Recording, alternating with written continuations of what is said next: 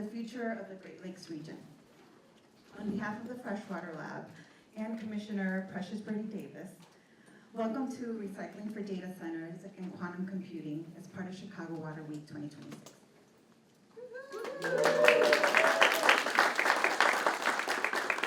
Founded and directed by our fearless leader, Dr. Rachel Haverlock, the Freshwater Lab at the University of Illinois, Chicago, is an initiative that raises awareness about water issues in the Great Lakes and empowers people to claim and protect this most vital resource.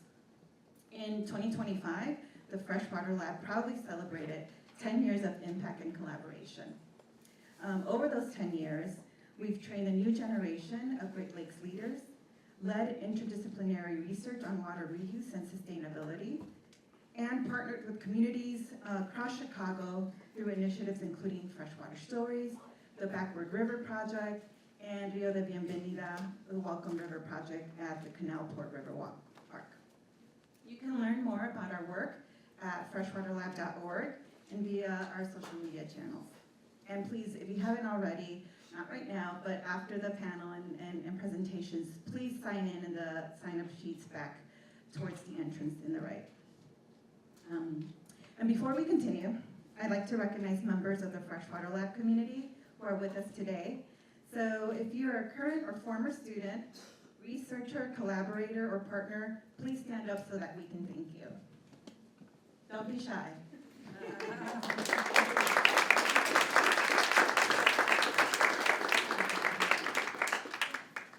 Many of our students are now interning and working with organizations represented in this room today, and we're incredibly proud to see this growing network of leaders, of water leaders, shaping the future of our region. So we're also deeply grateful to the many partners, funders, public servants, researchers, advocates, and community organizations who help make today possible as well as our work possible. Elena Harkis, the CEO at Current, and the entire Current team, thank you.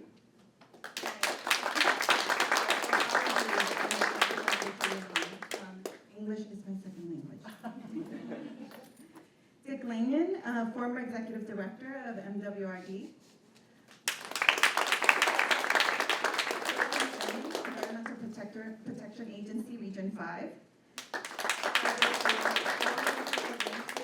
And Great Lakes National Program Manager, EPA, Region 5. Director, Great Cities Institute at UIC. Timothy Gualandri, President, Illinois WateReuse Association. MWRD Commissioner. Marcelino Garcia, MWRD Commissioner. Sharon Waller. Ada Coral Sepulveda, the MWRD Commissioners. John Walker, Chief of Staff for MWRD Commissioner Cameron Davis. Ian Alanis, Chief of Staff for Representative Kimberly Neely-Zubukle. Jackie Rickley, the City of Chicago Department of Environment, and Mary Pounder from the Homer Family Foundation. Thank you. Also, would like to take a moment for a brief water acknowledgement. The Chicago River flows through the traditional homelands of the three fires, the Ojibwe, Odawa, and Potawatomi nations. The Fox, Ho-Chunk, Menominee, Miami, and Sauk tribes also call this region home. These communities have been targets of erasure by settler colonialism. The Backward River aims to highlight the histories, cultures, and practices of indigenous people who have the right to this land. Today, Chicago's American Indian presence constitutes one of the country's largest urban indigenous communities. The Backward River aims to address the disproportionate impacts of environmental degradation that burden indigenous communities. The current uses of our local waters are born of the violent logic of settler colonialism.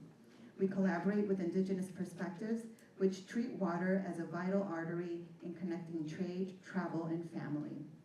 By making a water acknowledgement, we take a moment to thank the water for sustaining life and maintaining balance on Earth. We are grateful to the water for moistening the fields where our plants grow, for quenching our thirst, purifying our bodies, and allowing us to travel by boat. In the form of springs, rivers, lakes, and seas, the water is a mirror that reflects how we treat our environment. In the streams, we hear the ancient song that preserves the memory of the beginning of life and our cosmic identity.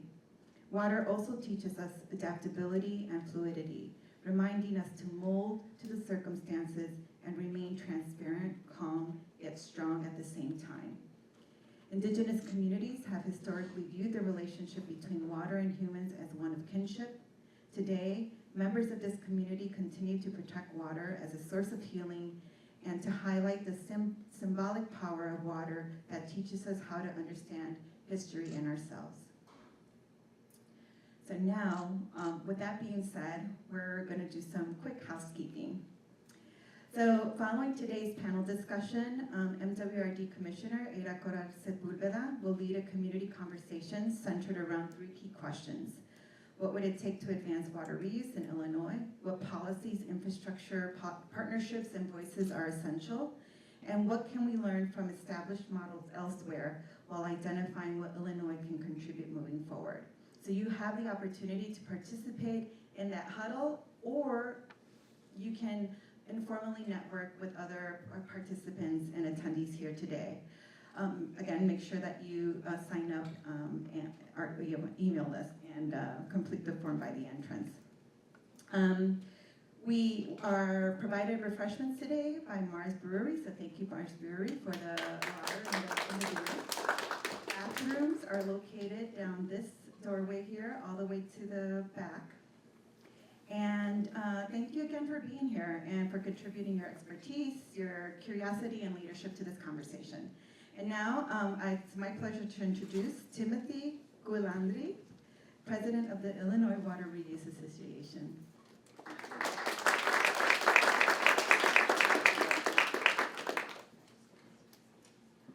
Good afternoon, everyone.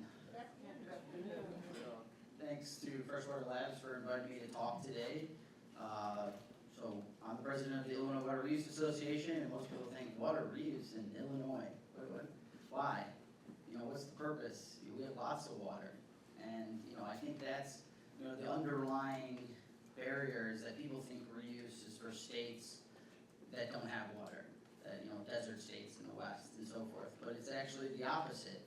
In order to practice reuse, you have to have the source water. You can't recycle no water. So knowing that water is so essential to human life and the way we live, manufacturing, producing products, drinking, then you have to really take a step back and say, well then sustainable management is essential for life. And so the Illinois WateReuse Association was founded two years ago, or a little over a year ago, in 2025. And we are an association made up of public entities, academia, private entities, and our mission is to advocate for implementing recycled water practice here in the state of Illinois. And we're working with Illinois Environmental Protection Agency to help steer how we can demonstrate that there is ways to get reuse projects permitted in the state. And how do you do that? You got to have clear guidelines, clear frameworks. So we're working right now with IEPA to develop those guidelines and those frameworks because it's so important to the topic we're talking about today. And that is, the AI industry. Because a lot of the water agencies didn't think about all this water that's needed for cooling data, right? Crunching data, producing lots of heat.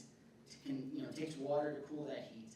All the chips that are needed for manufacturing, chips to do the data processing. And so all of this water demand is now hitting us pretty heavy when water is more scarce than ever. And so this is what's driving the need to practice more reuse across the country. And we hope one day that Illinois is a leader in reuse. Because we have a lot of water, we are considered a water-rich state, we should be managing it sustainably. And what does that mean? That means not getting one use out of your water because, if you're here, I think you realize that all water is reused. There is no new water. And so when you kind of let that hit home, you realize that we're not doing anything special. We're using technology to expedite the water cycle in order to benefit our communities and sustainably manage a vital resource. And so I'm really excited here today to see everyone here eager to learn more about how we can tackle these challenges of large water quantities for data centers and AI that is hitting us, and it's not going away anytime soon. So with that, I will toss it over to Rachel. Thank you, Rachel. Thank you so much, Timothy. I'm really happy, really honored that you're all here today. You might have noticed it's also graduation here at UIC. And I just want to take a moment. It was not an easy year in higher education. It was not an easy year in higher public education. It's not been an easy year for many of our students with the ICE raids. So I want to take a moment. We are still standing. UIC is going forward. And we made it through this year. We're not going anywhere. And before I begin my more formal remarks, you might also see that our graduate student union is on strike. We are here, we are gathered, we are in solidarity with the student workers, and you know any lawmakers, let's allocate money to these vital laborers that keep these ideas going and circulating. And I'll say personally, in this kind of epic anniversary of 10 years of the Freshwater Lab, we've really benefited from public and from foundation support. But everything the Freshwater Lab is, like everything we are here at this moment, it's been done with the labor and the vision of my graduate students. So I am, with you on the lines and in solidarity and hoping for a good contract very soon. Okay, so here we are at the UIC Institute for the Humanities on this Chicago Water Week Friday, and also an exciting time for water planning in Illinois. Ours is a moment when challenges from various directions demand creativity, collaboration, and application of new approaches. But with our robust public agencies, top research institutions, and well-established environmental nonprofits, we can meet the moment by adding the title, World's Biggest Water Recycling Project, to Chicago's listing titles of world's largest drinking water treatment plants, world's largest wastewater drinking plant, and world's largest deep tunnel. So we got a new title that we're going to start angling for here today. Our historical juncture, right? I'm a professor, we need a little history. And I see all the ways that our moment is like the industrial late 1800s, when Chicago's very first water manager, Elias Chesbrough, went out to the Illinois and Michigan Canal after a flood, and he saw water running the opposite direction, and he thought, here is where he conceived and initiated the design of the Chicago Sanitary and Ship Canal that enabled Chicago's growth and very healthy relationship with the lake. So, like Chesbrough, we look to facilitate economic growth as we face challenges unimaginable in the late 19th century, such as depleted aquifers and the whirlwind growth of hyperscale data centers. And these challenges coexist with the changed nature of rain, right? Rain is a different thing to us now, because not only is the overall amount of precipitation increasing, but how it reaches us is now in bursts or rain events that overwhelm the built environment and exacerbate flooding. Now, along with this damage and the health risks of flooding comes this more concealed problem. And Erika told me this was the wonkiest part of the talk, so I'm going to try to be clear about it, because the state of Illinois has an allocated withdrawal limit from Lake Michigan, right? 2.1 billion gallons a day that is set by the U.S. Supreme Court. That's the amount that can be legally withdrawn from Lake Michigan. So as more rain falls, as precipitation increases, that means we are sending more water out through the sanitary and ship canal. That increased amount of water that's leaving counts against our overall allocation. Was it clear, Erica? Yes. I thought you, okay. So this is this kind of like invisible numbers problem, but it puts us in a particular bind, which as Timothy outlined for us is also a particular opportunity. So, right, our bind is exactly as thirsty enterprises look to expand or relocate in our region, communities above Illinois' collapsing aquifers that are formerly outside the Great Lakes watershed turn to Lake Michigan for water. So we've got more demands exactly as increased precipitation cuts into our overall allotments. So confronting this knot of problems that we're here to address today comes with a perception problem. Members of the public look out to the horizon of the lake, or they experience a terrible flood and they think we have plenty of water or we have too much water. And unlike Elias Chesbrough, that first water manager of Chicago, we don't have a public clamoring for water reuse, we also don't have carte blanche to spend whatever we need to address this problem. So whereas people certainly see floodwaters and some communities confront debilitating reality on an all too regular basis, most people are unaware of mounting water stress and legal limitations.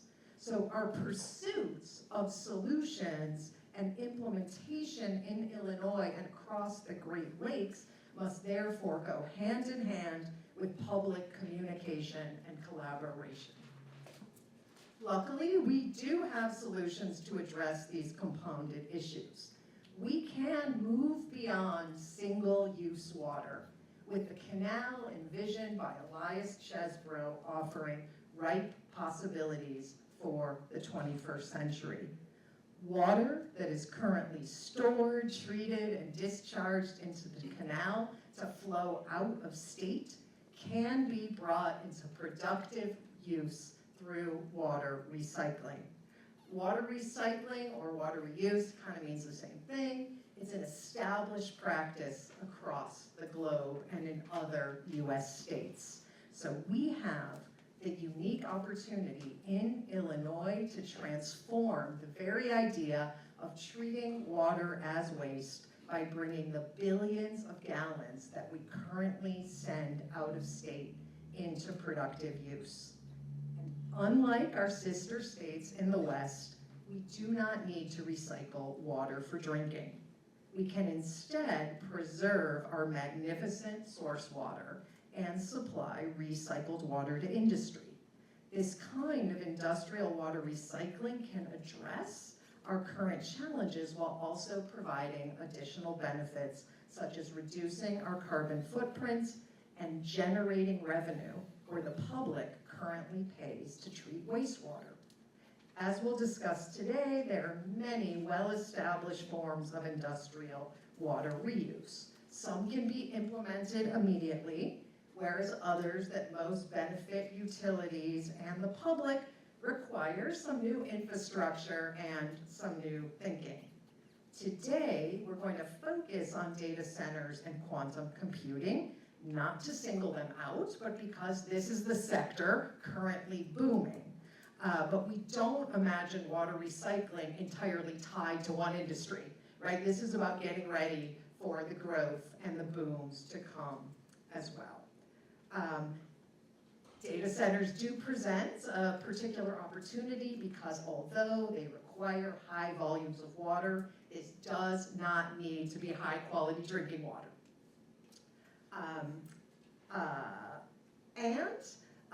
As at this very moment, as Illinois utilities allocate significant volumes of treated drinking water to data centers that don't need them, the same companies are implementing water recycling in other states. So it's not a mystery. The same companies are doing this other places. The Freshwater Lab, as Erika mentioned, has been advancing knowledge and action on water reuse for the past 10 years and intends to help implement this future-facing infrastructure that supports community and protects water. We're thrilled to welcome all of you, along with our esteemed panelists, to envision today the launch of wide-scale water reuse in Illinois. As we draw on the expertise of community members, government officials, researchers, policymakers, and industry leaders, let us commit to the next step, a water recycling pilot project in Illinois. With massive new building proposed around several hyperscale data centers, as well as the lakeside campus of the Illinois Quantum and Microelectronics Park, the question today is not whether to implement water reuse at one or more of these sites, but rather how to do so. With this goal in mind, let's devote our time here to identifying any impediments and how to navigate around them, as we keep in mind that making this move right now will safeguard the well-being of our state, protect our drinking water supply, and expand our overall amount of water in ways that ensure economic growth while securing backup supply in a volatile time. The ideas we all percolate today will sustain our state and its inhabitants well into the future. Before I introduce our moderator, GRIST and WBEZ reporter Juan Pablo Ramirez-Franco, let me extend thanks to Ellen McClure and Katie Corboy for opening the Institute for the Humanities to our endeavors, everyone at Current for showcasing the incredible local work during this year's Chicago Water Week, my colleagues in the multidisciplinary UIC water recycling team, Matthew Wilson, Ahmed Rashid Al-Khattabi, Teresa Cordova, Krishna Reddy, and Samuel Dorovich. And most of all, last but not least, the members of the Freshwater Lab who make it all possible, Erika Chavez, Becky Lyons, Rahim Akhta, thank you for coming in, and many of you have corresponded with him to make this happen, Dagoberto Ramos. I thank them for their vision and their ability to instantiate it. We thank deeply the Comer Family Foundation for believing in this work, supporting our research, and helping to bring us all together today. Thanks so much.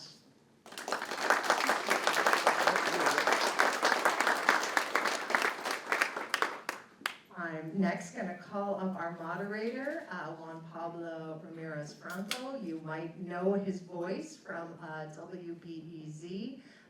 This is an incredible environmental reporter that brings stories from Chicago, Illinois, the Great Lakes region, to our phenomenal local WBEZ station, to national NPR, and to the invaluable public environmental justice publication, GRIST. You've been so generous with your time and as a partner to the Freshwater Lab, and thanks so much for serving as our moderator today. Join me in welcoming Juan Pablo.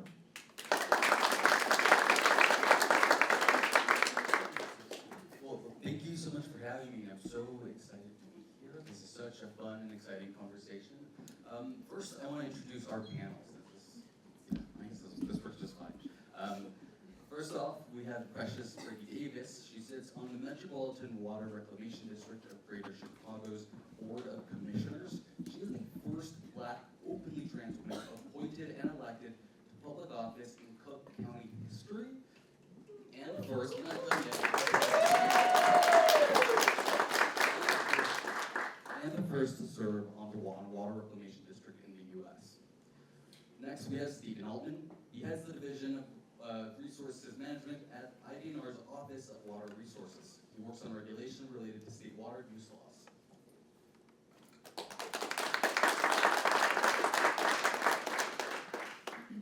We also have Sam Corona, who is a longtime community organizer for environmental justice with Alliance of the Southeast.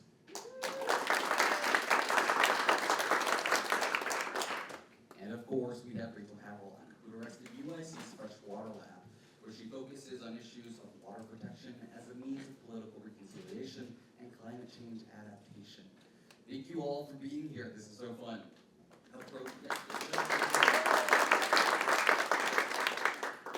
Programming now. There will be time for audience Q&A after the panel, so please hold questions. We will get to you, I promise. But for all that, Precious, Stephen, Sam, Rachel, let's do some table setting. It's Chicago Water Week, so I'd like to very briefly take some time to hear a little bit about, from each of you, what brought you to the issue of water management. Can we start with you, Precious? Sure. I'm so glad to be here. Thank you everyone who participated in organizing today's event. Many don't know, but I am a native Nebraskan.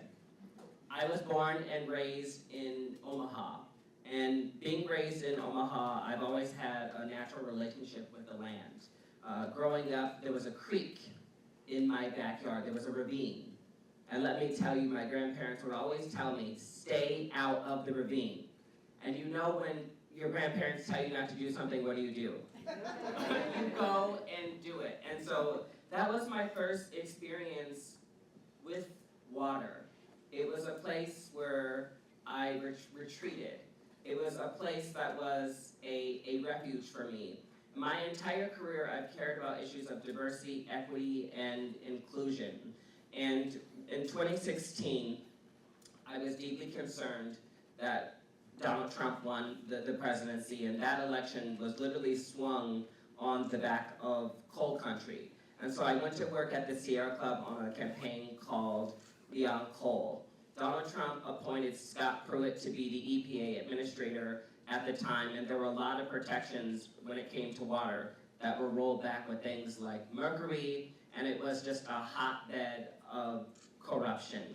And so with my passion in diversity, equity, and inclusion, I felt like I wanted to formalize my public service. And the great Deb Shore, who's in the building, was appointed by President Biden to be the regional EPA administrator. And with Deb leading the Metropolitan Water Reclamation District, I felt like we were losing a water champion. And I wanted to continue Deb's legacy at the WRD. Excellent. Rachel? Well, for starting with hometowns, mine's Detroit. So they're in the Great Lakes region, and yeah, I never met a body of water that didn't pull me to jump in and go swimming. So that was really the beginning. My academic career began in the Jordan River Valley, that one in the Middle East, where I went to think about the drawing of borders and how that happens.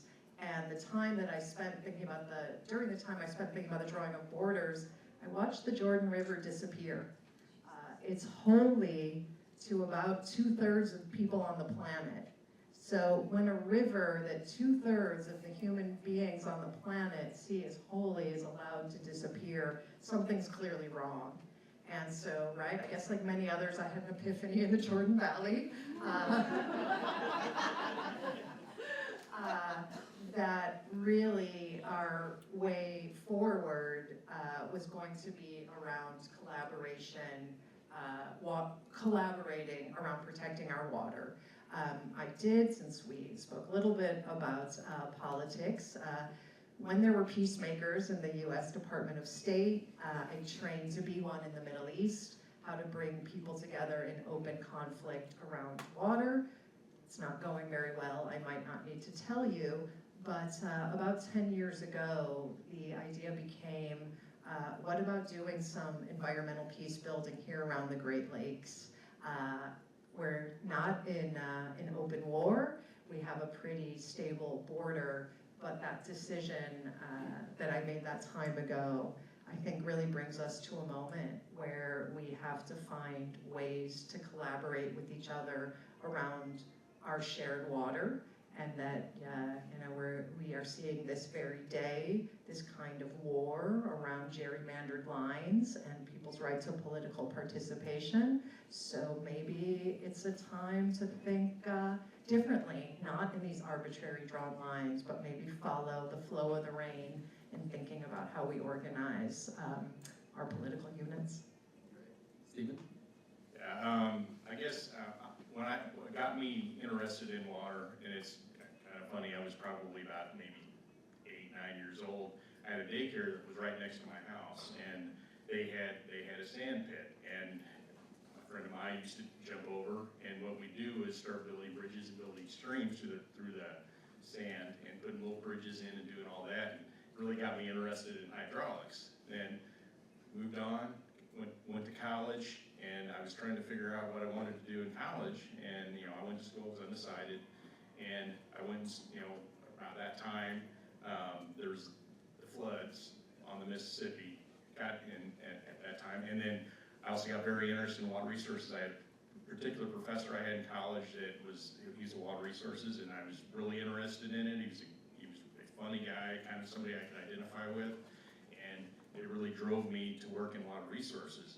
After I started working in water resources, I started out my career as more flood protection, flood control type of work, and most of my career has been dealing with that topic. I used to be a contractor for FEMA. When I came back to Illinois, came back to work for the state of Illinois, my second tour of duty, I got exposed to Lake Michigan diversion because I'm the division manager for resource management, Office of Water Resources, and that's one of the duties. I also have flood controls, also part of that, administrative rules, but I can tell you that this part of my job is probably the most difficult because of all the challenges, but it is also the most rewarding because of how many people you're actually helping. And I think that I'm very proud to be a part of it, but it is stressful. There's a lot of different things pulling you each direction, but I'm proud to do it. Thanks. Excellent. Zen? All right, thank you very much. So my name is Samuel Corona. I'm a lifelong resident of the city of Chicago, born, raised, third generation. So it's interesting that we're talking about, we're gonna have you talking about the quantum facility developing on our lakefront. That's actually the background to my childhood. I was actually born on the other side of the wall of the U.S. Southworks steel mill. My family came here, and that's where we laid our roots and became here. I accidentally became an activist when I was in the military. I used to always try and educate myself by reading quotes and try and hold conversations just by quotes, right? And once I got home, tried to raise a family and just do the regular, raise kids, white picket fence and all that, right? I accidentally became an activist because I was just concerned about our kids not having enough resources in education and development. I started Stop the Violence March with just like 6 parents, ended up at the end of a 1-mile march with 250 parents, children, and things like that. Then after that, a community organizer asked me if I knew about pet coke, and I was like, they were like, yeah, we're fighting against pet coke. And I was like, what do you got against kittens and puppies? They're like, no, not pet coke. Pet coke, petroleum coke. And I was like, oh, well, I have no idea what that is. That's interesting, that's cool. Do your thing, bro. And they got me at a red light, so I'm waiting for everybody to keep on marching. And they're like, no, you don't understand. They were like, where do you live? And I was like, oh, 103rd right here on Avenue M.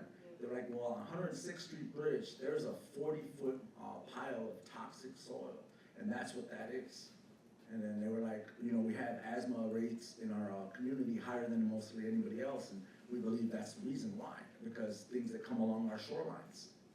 And I took that flyer, threw it in my pocket, like, it's interesting, I gotta keep going and get through this day, right? A week later, I'm doing laundry, pulled out the flyer, my kid asked me, what's that, Dad?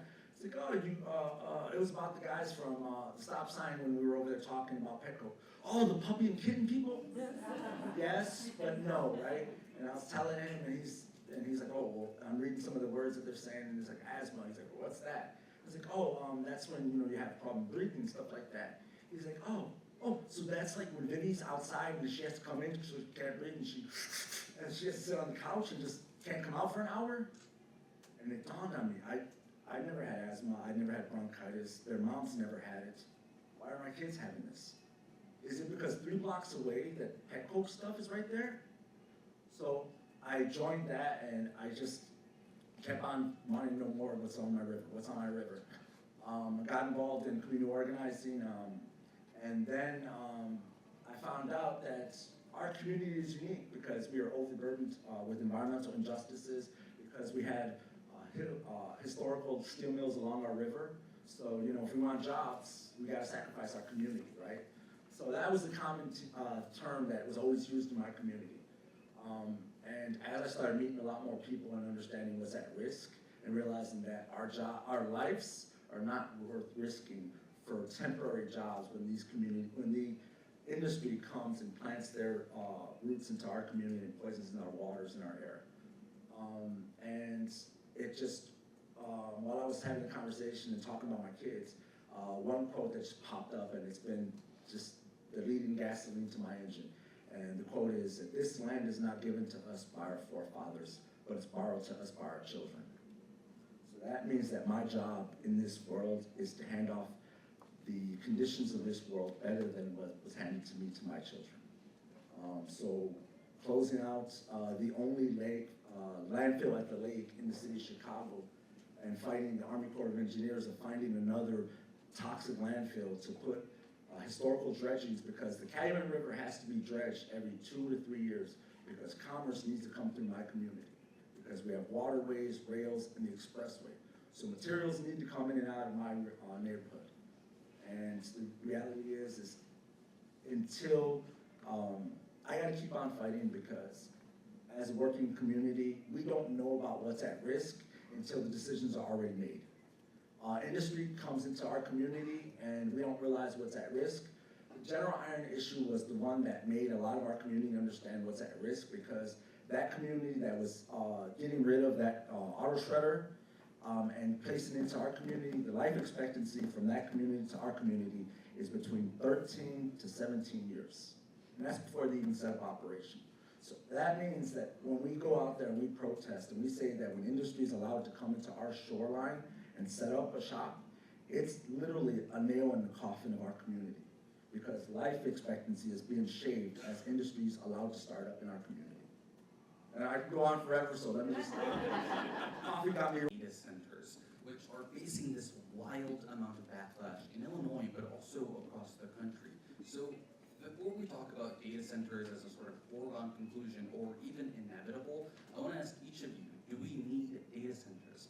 Could we start with you, Precious? I originally ran for the Metropolitan Water Reclamation District to fight against corporate polluters. And my focus is always going to be on community. It's going to be on environmental justice. I believe as an MWD commissioner, first and foremost, my job is to protect the Great Lakes and protect the source of drinking water for over 5 million people. If community is centered in the process, yes. If there is not harm to the environment, yes. If there are regulatory guards put in place, yes. If there is intergovernmental collaboration in place, I would say yes. I think as an MWRD commissioner, I believe in technology. I believe in the brave commissioners who over 136 years ago dreamt of reversing the course of the Chicago River by building the sanitary and ship canal. What they did was gutsy at the time, and I'm sure people thought they were crazy at the turn of the century, but at that time, Chicago was the height of innovation. And so I don't say that we should resist technology. I think we need to have the environment at the forefront. Great, thank you. Yeah, I think right now data centers are overcapitalized, sort of the only thing capitalized. So there's a kind of like a fundamental economic mistake being made. Like, we're setting ourselves up for a bust. And it's like, we've been here before. right? We're seeing repetitions of a lot of the same mistakes. So I think that exactly as the commissioner was saying, like, we can't be driven by like the fumes of a boom. We've got to think sustainably long-term, and the fact that, yeah, I think that generative AI is going to yield a lot of tools that can advance many things, but do we need it at the scale to do everything that we do right now in our work and free time? Absolutely not. Great, thank you.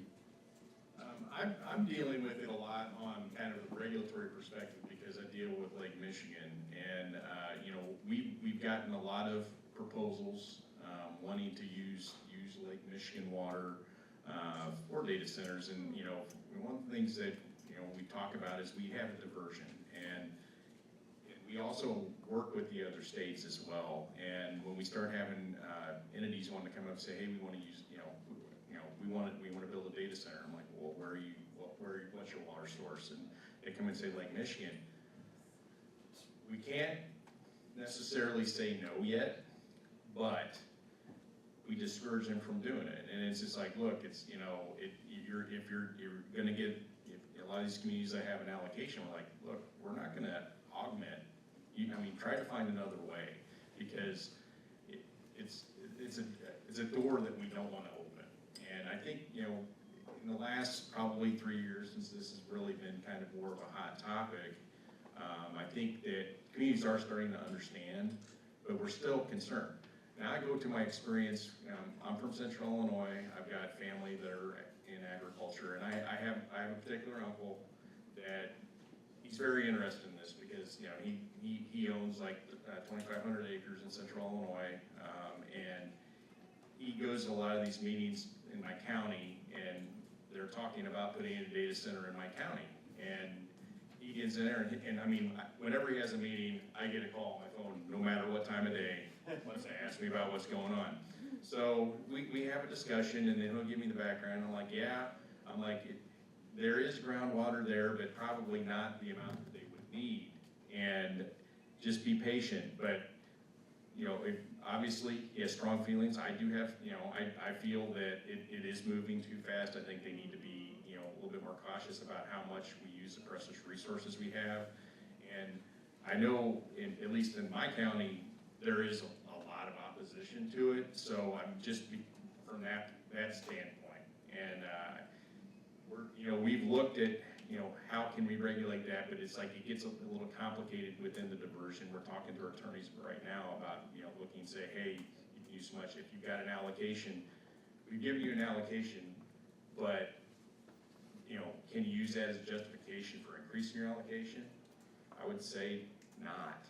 And I think, we're working through this through the attorneys, but it is something that we're struggling with. It hasn't come up, to be honest with you, it hasn't come up as much lately because, quite frankly, water is usually one of the most expensive pieces they have to get. So a lot of times they'll try to find the cheapest way to build their data center. So, anyway. Thank you. As a community organizer, I rarely get to voice my own opinion. So my job is usually to be the microphone for the community to yell into and be the playback button to play and share their concerns. In truth, my community says that no, we do not need a data center. We do not need this quantum computing site built on our community because we understand that when that type of industry is set up, it's done at neck-breaking pace before regulations can ever be implemented and before infrastructure can be really take a look at and how it's going to be dealt with, and also maintaining that if these industries do come set up shop in our community, they need to be environmentally and sustainable for their own operations. So that means if a data center comes into my community or anywhere in the state of Illinois, they should be bringing in at least a portion of their own power production. They should, and they should think about these things as part of the infrastructure that is being built up from the ground up. But the problem we have is this industry is leading the economic situation of our our economy, right? And because of that, we know that there's always cheap land to buy in working communities like mine. So what we're demanding is, first off, that this needs to be slowed down so we can assess all the risks that are going to be put when this development is first in conception before actual development is built, right? Because we understand from our experience that regulations only come in when somebody dies, there's property damage, or there's some kind of high fine because they violated somewhere or another, right? And my community is tired of being responsive to those issues because we're the ones that are at risk of all that. And that's even before we're talking about gentrification and displacement because of these things. And another part of issue that we have is my community sits at these deals, but not at the table. We are a blank check for these industries. We write as a federal taxpayer, as state. Cook County gave them a discount on 15 years discount for their site on property taxes. Who makes up for that? Our community, right? So that's the reality we have when we talk about industry coming out here that is gonna be innovation. The problem we have is we're sacrifice zone for that. My community gets displaced. The resources that are available to us right away just get absorbed to them because money matters in our community, in our politics, right? All right, I'm gonna stop because, like I said, I can go on for hours. Great, thank you. The last of the lightning questions is you know, I mentioned earlier that there's a lot of skepticism about data centers. I got a lot of emails about this panel. I'm sure you all did too. One of them called WateReuse, quote unquote, industry framing, effectively making it easier to swallow a data center shaped pill. How would you all respond to that? Can you repeat the end of the question? Sure. So the idea being that water reuse is being used as a sort of greenwashing to sort of get data centers pushed through. Oh, absolutely not. As an MWRD commissioner, for me, it's more about the resource. Each day, we treat 1.2 billion gallons of wastewater that we turn into effluent. The MWRD, we have one of the largest wastewater treatment plants in the world at Stickney. And I think we should be using that water as a resource. And I think that there are several ways that we can just use that water, not just as discharge back into our waterways. I think that actually can ease the burden on taxpayers. I think it's an additional source of revenue. I think that there are other industrial purposes that we can be using that water for. We can be using that water for golf courses. We could be selling that water to construction companies. We could be reusing that water in public projects. We could be reusing that water in water fountains. And so for me, it's about not just using that water once. I think that it is our job to be stewards of that water and stewards of the environment. And for me, it's ultimately about protecting Lake Michigan and then being a good steward of the water. Great, thank you. Yeah, I could see a greenwashing angle. And so I think it's really important, I'm again echoing the commissioner here, I think it's really important to root this in the public sector. You know, the Metropolitan Water Reclamation District, it's a public district. You know, we vote for our commissioners, they're accountable to us, they're here right now. You know, Juan Pablo, you know, we did want representatives from the data center industry to be here today. The person who agreed to speak went to Minnesota, and the other speakers would not join us because we don't have security. But I want them here today, you know, listening to everyone's perspective. So it can go a lot of ways. But one way that it could go is that this becomes part of the work of MWRD. And so right now, you know, what the public pays for in order to treat that water to a high level, send it away. Like, that can be a publicly run industry that invests in our community. So I think, greenwashing, there's always a way it can go that way. But I think we've got a chance because of the public nature of our water and wastewater. Like, we can really do it in a way that benefits the public. Great, thank you. I mean, I can echo what Rachel just said. I mean, like I said, I'm a regulator, so if they're using something other than like Michigan water, that's good. That's for us personally, and be able to maintain our diversion. I think it is, it's a sticky issue, and obviously there are other parts that it impact. And I think that needs to be addressed as well. But as, in my current position, what I do, that's something that is more, I can digest a lot easier when it's like that. Not to say that someone else thinks about it a different way, but for what I do day to day, then that doesn't have an impact on my program. Great, thank you. Well, I pretty much agree with them, with the panel here, because my community, we rely a lot on regulations, and that's the one thing that is the safety net so that our conditions don't get any worse.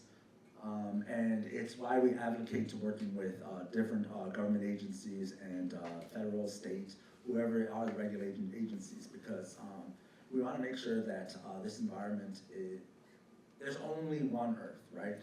And we have to make sure that we do what we can to save and maintain as best as we can. I think when industry comes in and tries to whitewash something just because they want cheap land and they want to profit as much as they can by just changing conversation or changing terminology of words, simply get the process done. And we'll worry about it later if we violate regulations. We only have to pay $70,000. That's a forklift driver with overtime for a year, right? While we made millions and billions. So that's the problem we have, is when regulations are violated, the fines and punishment is not much, so that it's just a checkbox that we're gonna write off a check and that's it. Because we have so much profit that it doesn't make much than a hiccup. Great, thank you. Stephen, if you could hold on to that mic. Let's do a little table setting here. How much of water does Illinois use in a year, and do we have a sense of how that breaks down according to residential use versus industrial use versus agricultural? I don't have that answer.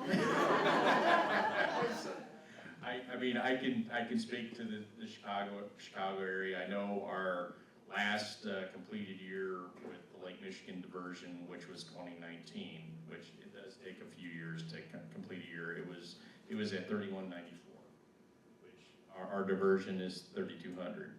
Now it's built on a rolling basis. We had many good years, and actually 2019 was actually a very wet year. That's As close as we can get. that's as close as we get for the Chicago area. I can't even, at least with the Chicago area, we actually are really monitoring that. You get downstate and it's, Wild West down there, so. Precious, could you help me understand where we are right now? Are we doing any sort of water reuse at the moment, or is this still something we're working on? So we have discussed industrial water reuse at the Metropolitan Water Reclamation District. We have Commissioner Ada Corral Sepulveda, Commissioner Sharon Waller in the House, and I just want to acknowledge that we are a board of 9 commissioners. They have both been great champions, along myself, for water reuse on the board.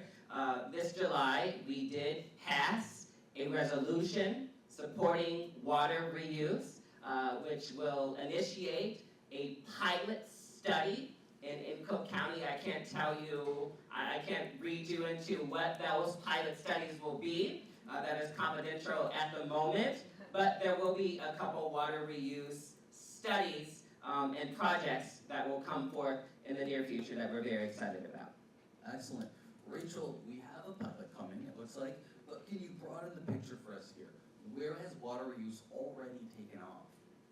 Yeah, so we'll just take a moment. LA County has been implementing industrial water reuse since 1992. So that is, and what's really important to say right there, the infrastructure for piping that water has been paid for by a special industrial water rate. So some state and federal loans, but literally the industrial partners helped pay for the infrastructure. That has been so successful, LA County is going to full water reuse. So that means recycled water is going to be part of that supply along with water from the Colorado River and the state water plan. So in many ways, like that's our closest corollary. And there's great, and they're very willing, by the way, maybe next year Water Week, right? They're very willing to work with us. Like they see we're another, big metropolitan area. The landscape looks really different, but I think that's like a great model. They're great partners as we go forward here. Yeah. Sam, this next one's for you.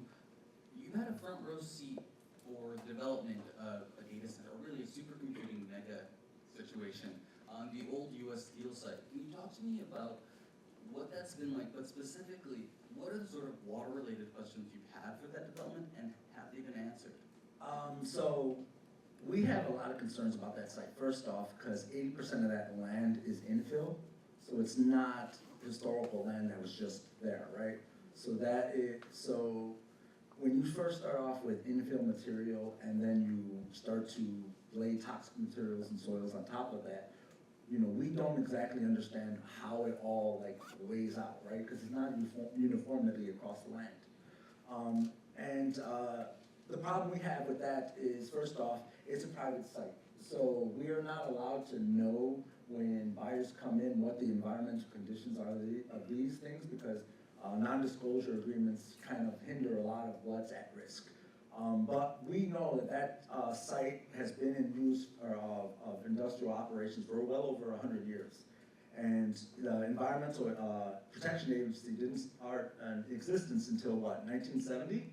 So there's years of unregulated operations that have happened, right? So the problem we have is with this site being built, we first off don't know what the makeup soil is of these lands.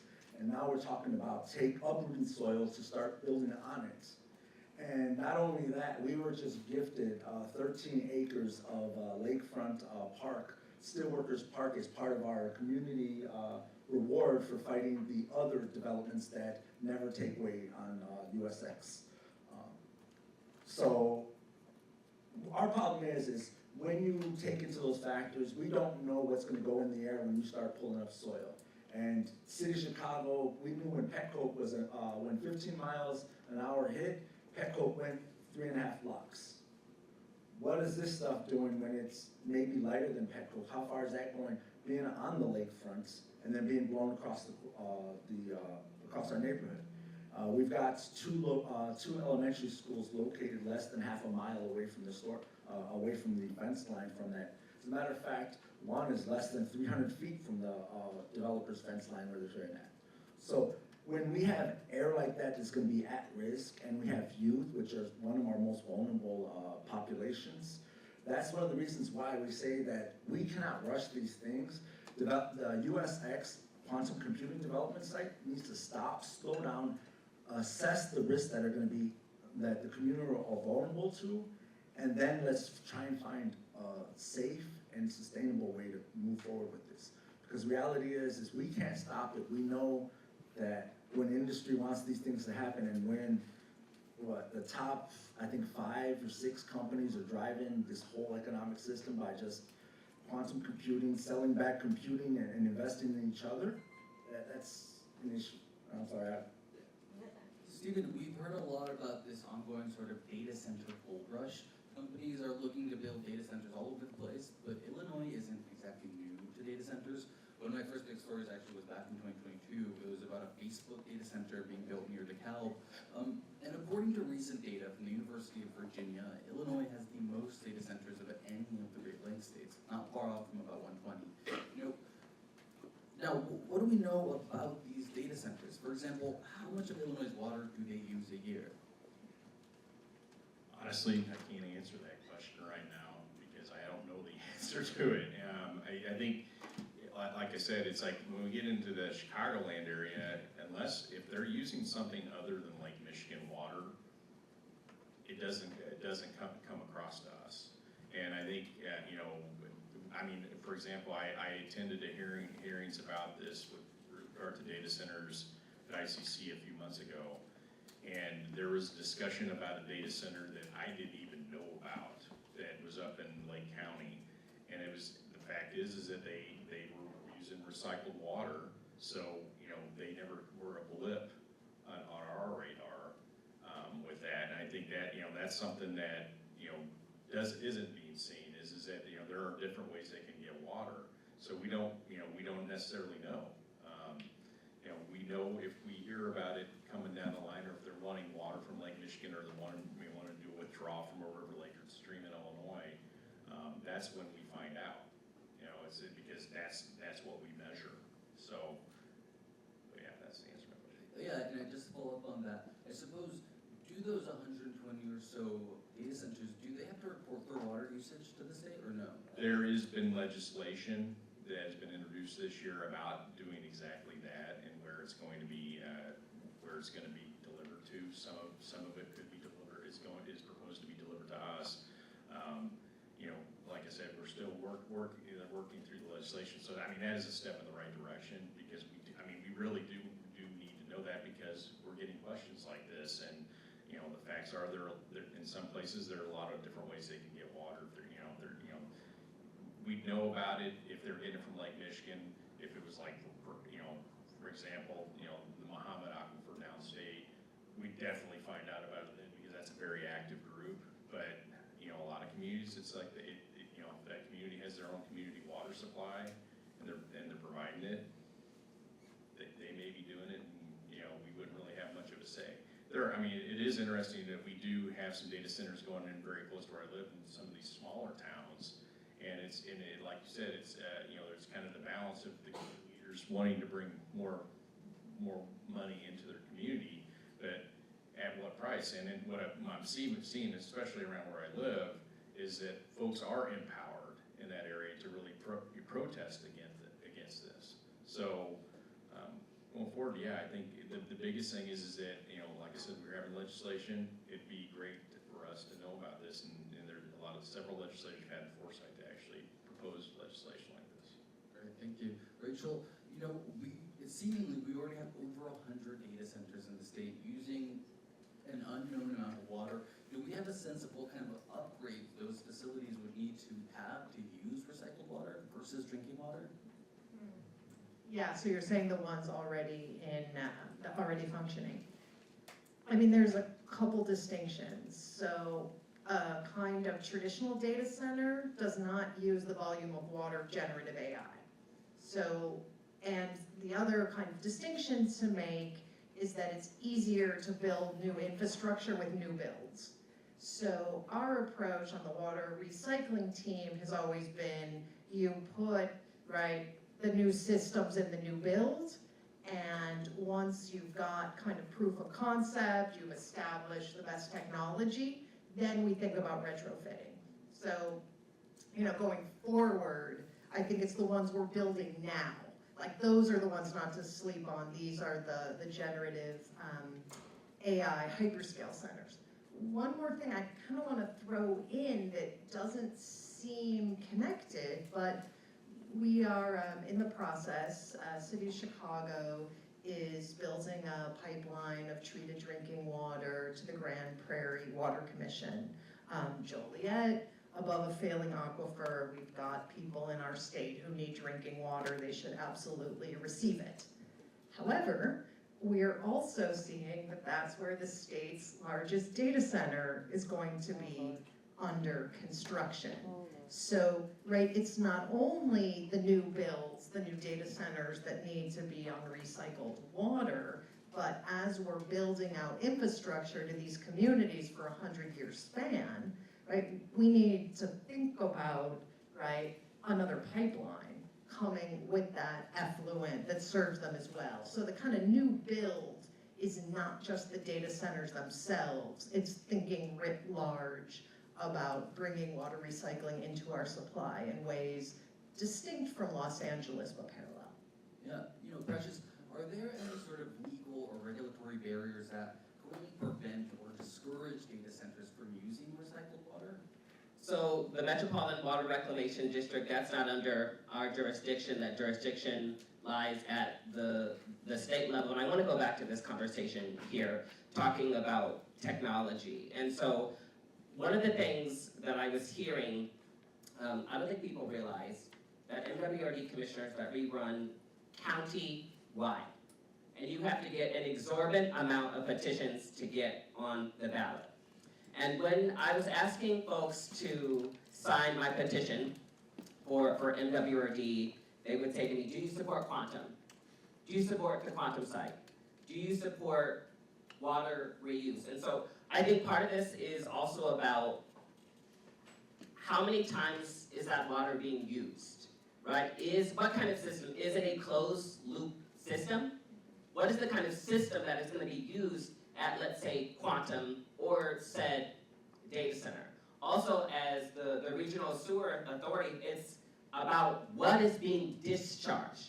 That is where MWRD, where we can weigh in the conversation, right? The WMO does let us weigh in on what is being discharged into our sewers, and that's the conversation that I have, because all of those chemicals always can't come out of our water.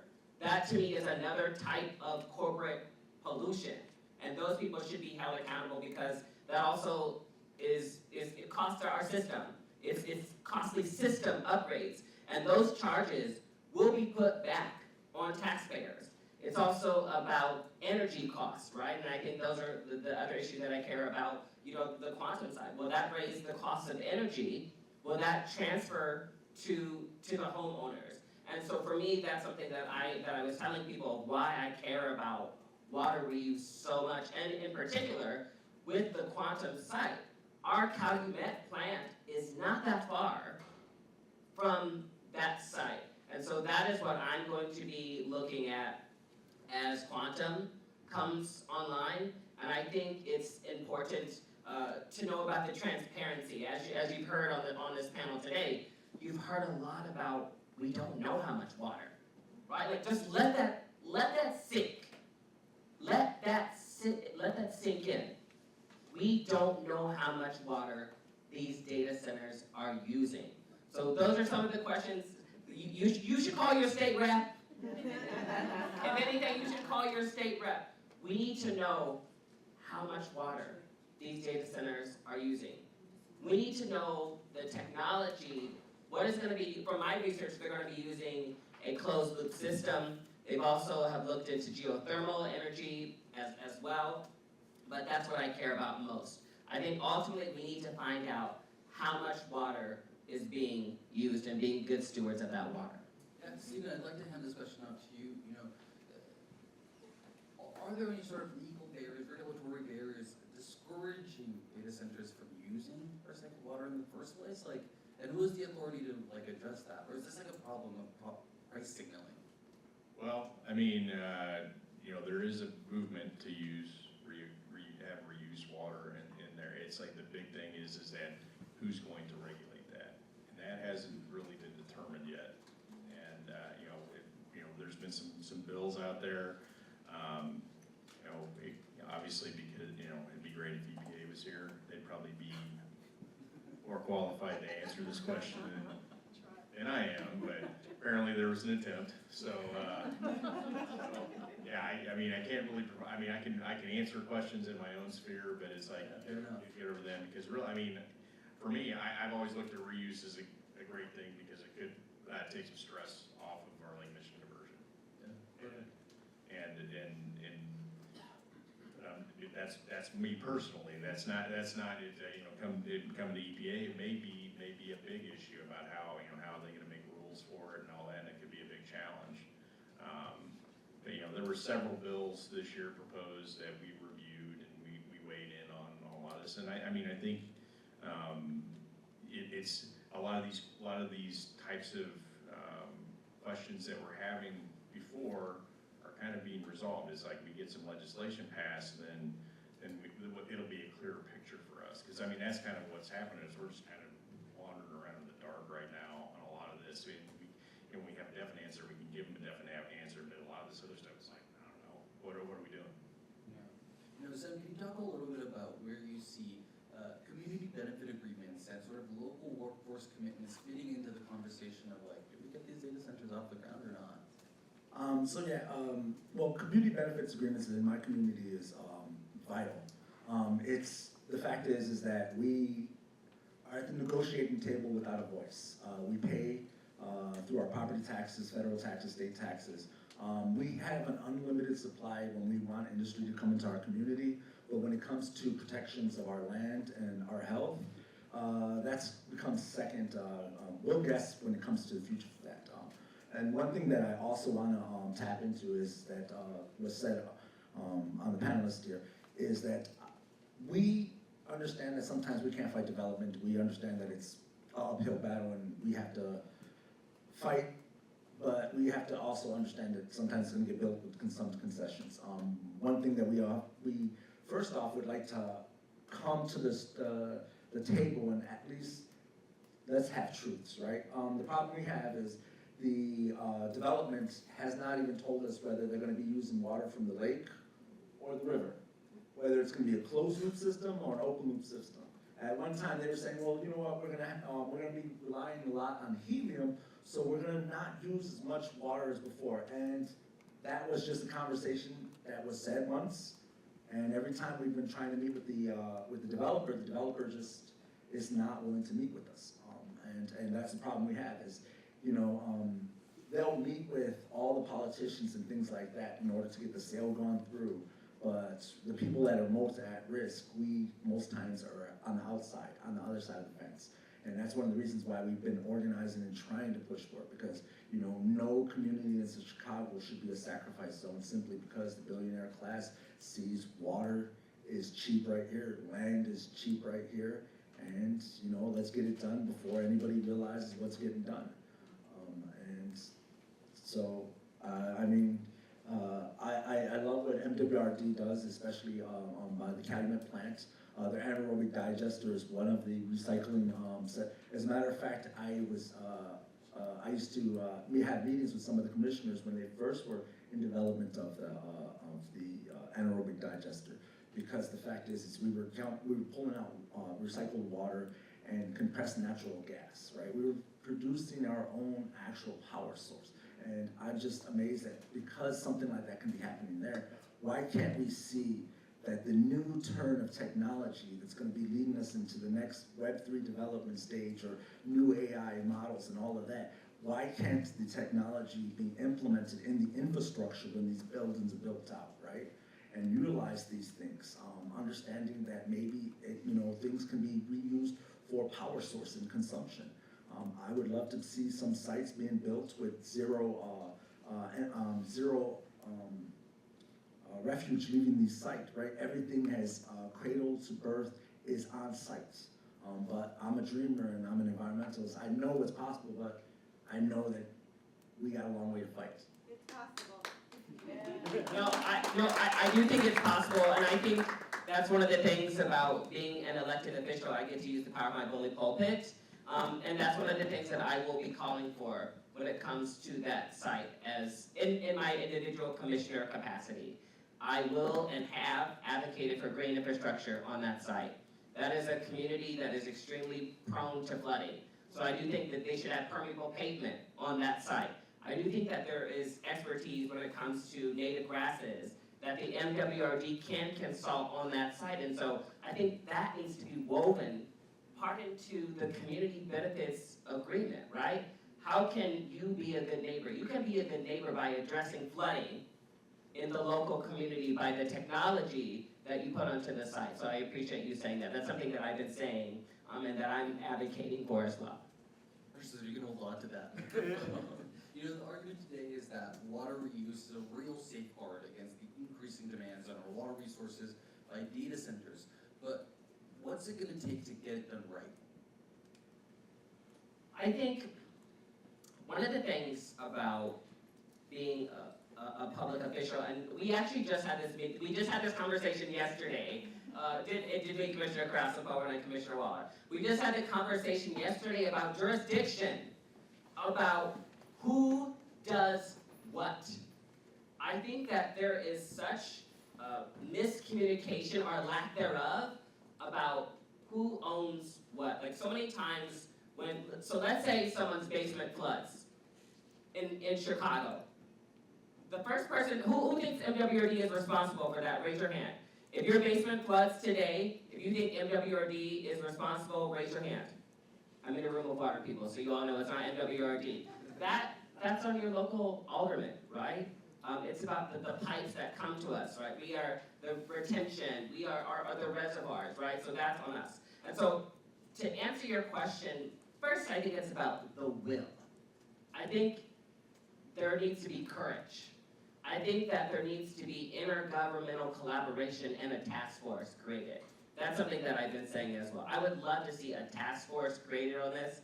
And one of the things you see in government, there's a lot of finger pointing, right? There's a lot of, that's not us, that's you, that's not you, right? And I think that there are so many players a part of this, right? I think that you have the vision of the governor, right? I think the governor's vision is economic, and that should be his priority. That's the governor's job, right? To create economic development, right? Economic development, right? And then you have the mayor of the city of Chicago. You have the Department of Environment. You have the regulators at the state level. So I think this is now a task force like conversation, right? You know, this is a part of like the red tape and the bureaucracy like of government here. And so I think conversations like today, I think this is a start, right? And so part of this is on you, right? Like this is your part of someone who's coming to the conversation of, right, of that old, you know, advocacy, right? Picking up the phone, calling your state rep, calling your alderman, calling Friends of the Chicago River to continue to advocate, you know, on things like this. So I think it's about breaking down the silos. And I can tell you that this group of MWRD commissioners truly cares about being good stewards of Lake Michigan, and we care about getting it right. MWRD has not always been that. MWRD has been a hub of patronage. It has been a hub of corruption. But this group of commissioners, we actually care about being brave in this moment of history. Commissioner Krasnopova has long championed water reuse. Commissioner Davis has long championed water reuse. Commissioner Waller, if you don't come, you will have to come and see our board meetings. Twice a month, this is an advocacy, you should come to our board meetings. Or online, you can watch online, mwrd.org. Commissioner Waller, every board meeting is bringing up something about water reuse. Like this is her core issue on our board, and don't hang your head in shame, Commissioner Waller, right? Like no, she is a great advocate, and I think Commissioner Waller has really pushed the agency, you know, to have, you know, this conversation. And so I feel like this is an exciting time, and I think it's just the beginning. Yeah. Rachel, I have one question for you, and then I have one last question, lightning round again. But what does it mean if we don't get it, if we don't do it right? If it doesn't happen. If it doesn't happen, it's a little bit bleak. I spend my free time like reading climate fiction. Like that's how I cope with the world. So like when things happen, I'm like, oh, that's just like in that novel. So yeah, I've run this scenario. So look, we do have a collapsing aquifer in Illinois. The Cambrian Ordovician is reaching non-viability. It's got a fault line running through it. So it's not like we can take the stormwater and pump it into the aquifer as they do in Orange County. So we've got one community, as I mentioned, building this pipeline, or this diversion of Great Lakes water, but there are 5 counties. And those are our fellow Illinoisans. We've got to think about those currents and future drinking water needs, and we've got to think about everybody's long-term viability. So if we continue to divert all of the water down the sanitary and ship canal, let me throw in another plot line in this novel, right? There's also the migration of big head carp, sometimes called copy. There was a solution of this barrier. This barrier is now a political hockey puck. And you know, the cost of that is only growing. So to keep the diversion going, it's not just the status quo. That too requires billions of dollars in investment, right, to keep some species from flowing. At the same time, we've got 5 counties. Where's the drinking water going to come from long term? We've got projections that population and industries will move to this region, right? There's our great oasis dream. It's a beautiful possibility, but we cannot reach that dream or any part of it on single-use water, that we pull living water from the Great Lakes and we send it to die in the Gulf of Mexico. So it does not look good, and I really, well, we'll go to the darkest part of the plot line. What happens, God forbid, in an emergency? Like, where's our drinking water backup? You know, so these are all scenarios that, you know, we think them through to not get there in reality, right? We keep them in fiction, and we figure out, and like, the great news is, after all of that, those dark predictions, the great news is there's really low-hanging fruit here. It's not a mystery what water to recycle, right? That what MWRD is producing, you know, that high quality water that's treated. I mean, the great news is we've got the water. And the other piece of great news is that the technologies are not a mystery. I think we could do them better here.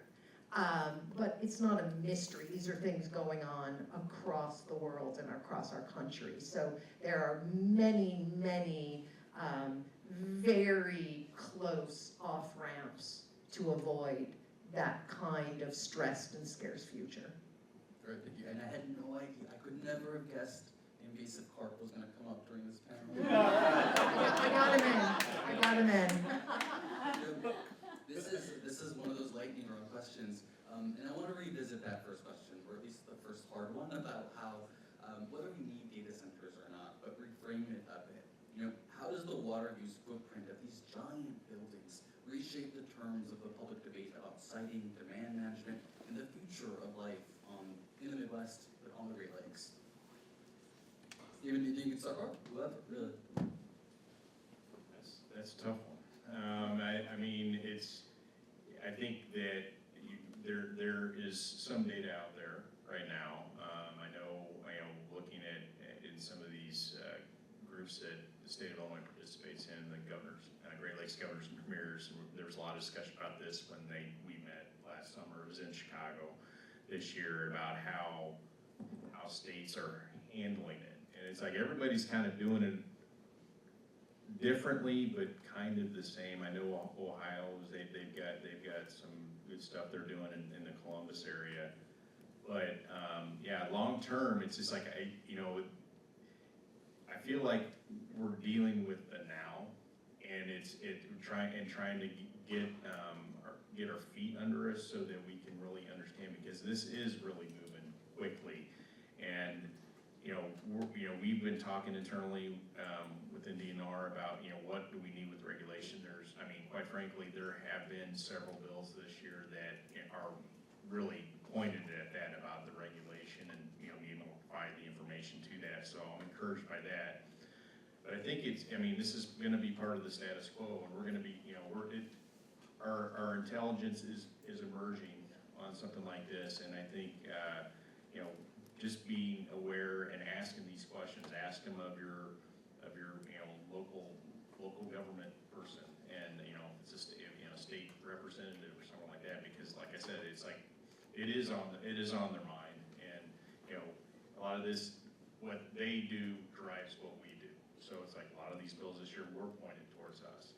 So we're probably gonna have a better handle on it because we're gonna have to have a handle on it because we're getting told that we need to have a handle on it. So, yeah, it's like cautiously optimistic. I'm very nervous though, because, you know, things can change on a dime. Okay, thank you. What, Sanity? Sure, could you just repeat the question, because Yeah, well, when you think about the sort of demands of these ginormous buildings, like, and the demands on our water, how does that make you like rethink, like, okay, well, what do we do with our water? So that's a troubling question when we start to make our community members understand what's at risk when we talk about data centers and high technology and the demand on resources.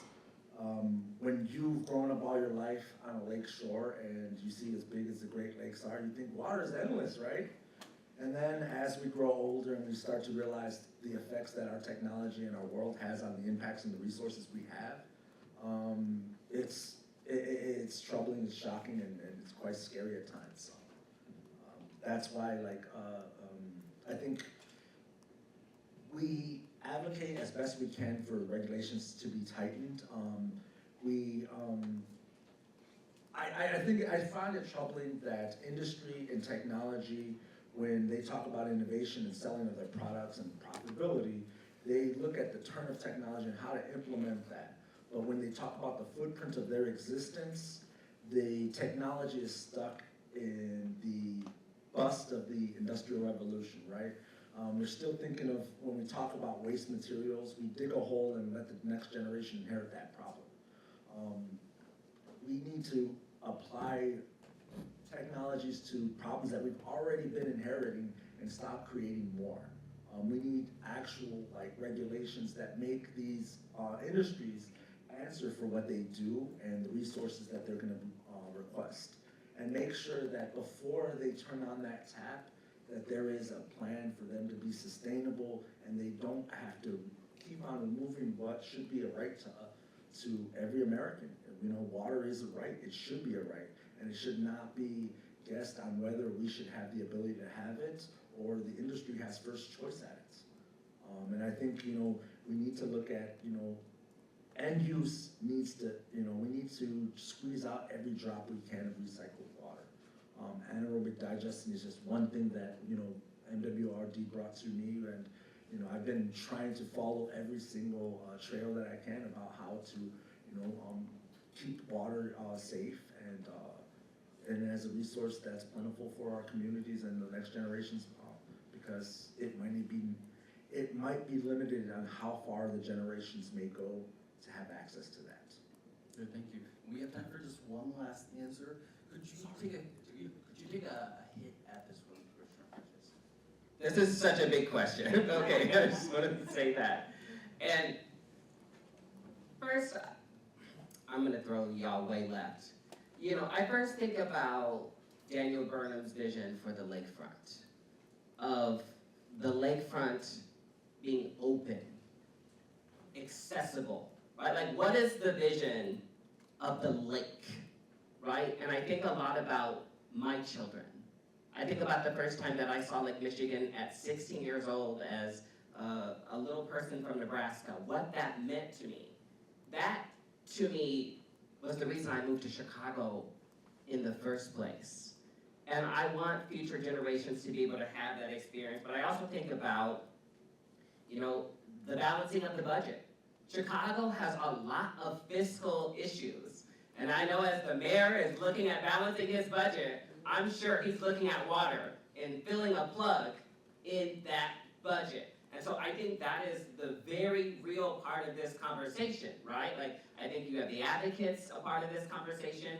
I think you have the very real nature of government, like, in itself. And so I think it's about, like, the advocacy, right? And I think that's why we have to have these conversations. I think it's why values have to enter into this conversation. I think it's why we have to have advocates of the environment in the mayor's office, right?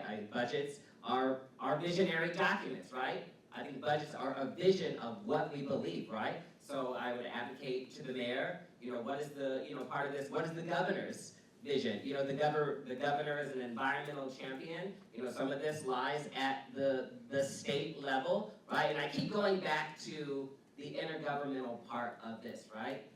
The mayor holds a piece of this. The governor holds a piece of this. The General Assembly holds a piece of this. The MWRD holds a piece of this. And I think it's really about, and you asked earlier what would happen if we didn't address this. And I think that the region suffers, right? And I think it's about us being visionaries in this moment. How can we lead on climate? I think we haven't even talked about the climate crisis. We haven't even talked about how flooding is increasing across Cook County. We haven't even talked about that part of this part of the conversation. And so for me, it's about not just us, the panelists, it's you. What do you do today when you leave? What can you do in your own life to conserve water? I think about our overflow action alerts, right? When it's raining, please do not wash your dishes. Don't take that long shower. How can you help us preserve space in our sewers? How can you create principles as we're coming off of Earth Month still? How can you employ water conservation in your own life? Great, fantastic. I think we're at time. Thank you all for that great conversation. That was fantastic.